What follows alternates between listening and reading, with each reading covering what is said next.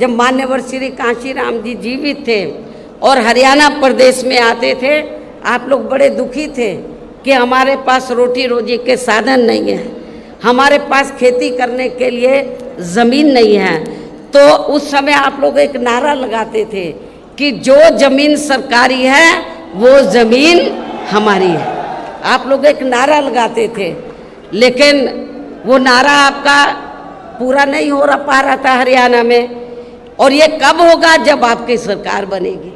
लेकिन जब उत्तर प्रदेश में 4 बार हमें सरकार बनाने का मौका मिला, तो उत्तर प्रदेश में हमने बड़ी संख्या में लाखों लोगों को, जो दलित वर्ग के लोग थे और जो गरीब लोग थे अन्य समाज में, उनको हमने किसी किसान भाई की 1 इंच भी जमीन छीनकर हमने भूमिहीन लोगों में नहीं बांटी थी, बल्कि सरकार के पास जो खेती करने के लिए सरकारी ज़मीन खाली पड़ी थी, उस सरकारी ज़मीन के 2-2, 3-3 एकड़ के पट्टे काटकर हमने भूमिहीन लोगों को, जो गरीब लोग हैं, भूमिहीन लोग, जो दलित वर्ग के लोग हैं, उनको खेती करने के लिए हमने फ्री दी।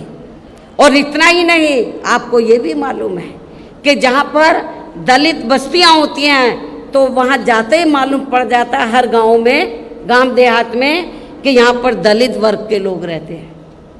क्योंकि जो भी पार्टियां सत्ता में आई, उन्होंने आपकी दलित बस्तियों को विकसित नहीं किया। लेकिन जब हमारी पार्टी की सरकार बनी, हमने डॉक्टर भीमराव अंबेडकर ग्राम विकास योजना के तहत, तो जहाँ पर दलित लोग रहते थे, हमने गांव चिन्हित किए अधिक तादाद में, उनको हमने इस योजना के तहत उनको सुविधा मुहैया कराई, उनको सुविधा उपलब्ध कराई और उनको विकसित किया, डेवलप किया।